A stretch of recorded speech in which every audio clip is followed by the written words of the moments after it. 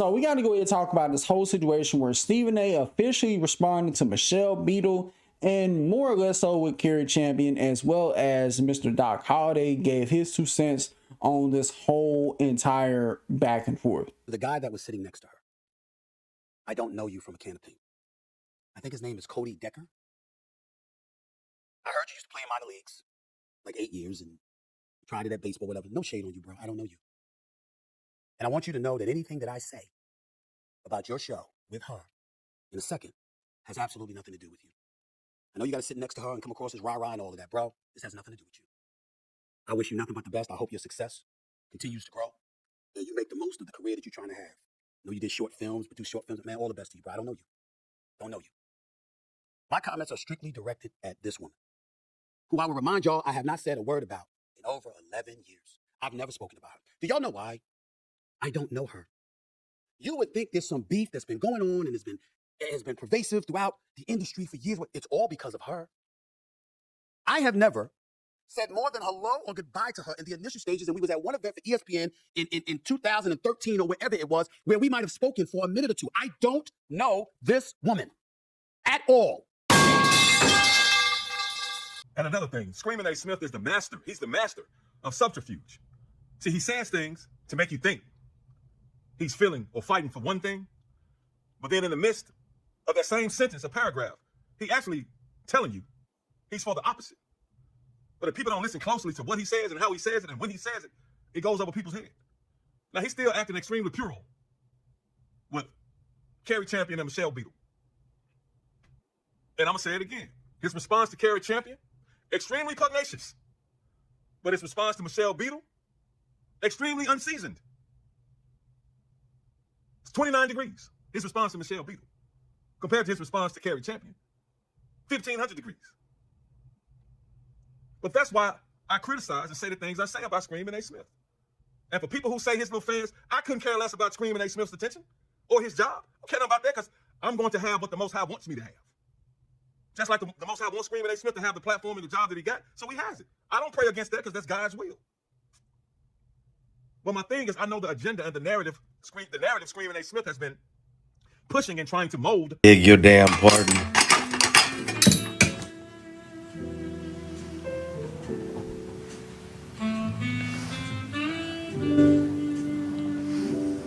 Did not see the camera. It's a camera and a microphone. I want y'all to understand, Doc Holliday don't even really tell you what said narrative it is that Stephen A. been trying to push. Now, if it got something to do with his political opinions, I really don't give 2 fucks about his political opinions, okay? What did Michelle Beadle, and maybe Doc could explain this ad nauseum. What did Michelle say that you could say, oh, she made a good point when it came to Stephen A.? Now, sure, could anybody criticize, like I said in the last video, about the horrible AI advert for Solitaire? You can criticize that to the moon and back, how awful it was, all that. But a bag is a bag at the end of the day. And if you sign up for that shit, knowing how scammy and fraudulent that advertisement look, you deserve to be robbed. Because it's no different than seeing them other AI adverts for gambling companies, one of which involves a Florida man riding a gator on his back. Like, y'all probably seen it a gazillion times at this point. Just like if you sign up for that, you sign up to get scammed, because there's no way in hell you just bite on an AI ad that is clearly fraudulent, thinking you're going to get a big payday. You played yourself. Michelle Beadle didn't say anything smart. And by the way, I went and watched the full 12-minute rant of hers. Of the 12 minutes, 2 minutes were dedicated to Stephen A. just to kind of talk about how bad gambling is. But then to say, hey guys, by the way, I'm sponsored by FanDuel. But then also wants to kick other personalities back in that works at ESPN, like Dan Orlovsky, just to name a few. What is your issue with Stephen A. Smith? You're not telling nobody your real meat and potatoes problem with Stephen A. There's no way Doc Holliday could listen to what she said and be like, damn, this woman's incredibly smart. She's right on the money. In the clip that was provided, Could you tell me what point was made? They did a promo for Stephen A. Smith on the show I'm leaving on. And that gives you a reason to not like the guy? Oh, the guy chooses to be a harder worker than I am. He chooses to work overtime. I don't like the guy for it. And also, the notion that he don't like his job, I think is utter bogus, because before he worked at ESPN, he worked at the Philadelphia Inquirer for how long? You don't work at a place like that covering sports that you don't care about. And I don't even know what Cody Decker's issue is with Stephen A. either. You're kicking his back in just because your boss is Michelle Beadle. Like, and I watched a part of their podcast, pilot episode, by the way, that's dedicated to making fun of Stephen A's boxing lessons. Stephen A don't know y'all. Like, y'all are the two former co-workers. Let me relate this to some people.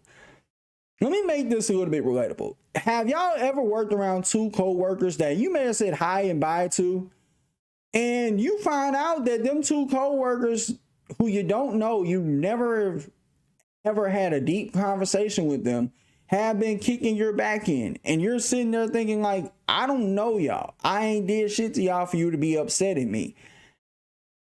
It's weird. Okay, you, Cody Decker, Michelle Beadle, y'all both are a couple weirdos made for each other who are using Stephen A. Smith's name for clout and attention. Nothing more, nothing less.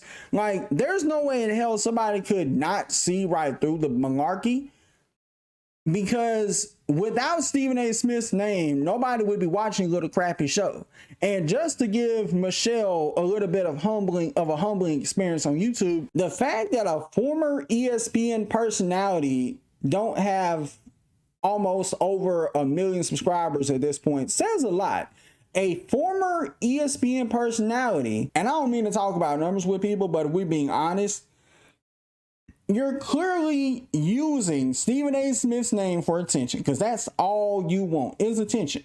And the fact that a guy like me, a guy who has just over 2,000 subs on YouTube, is more well known on this platform than a former ESPN personality. That is so crazy. But again, there's 0 point that was made on part of Michelle Beadle other than just to hate for the sake of hating.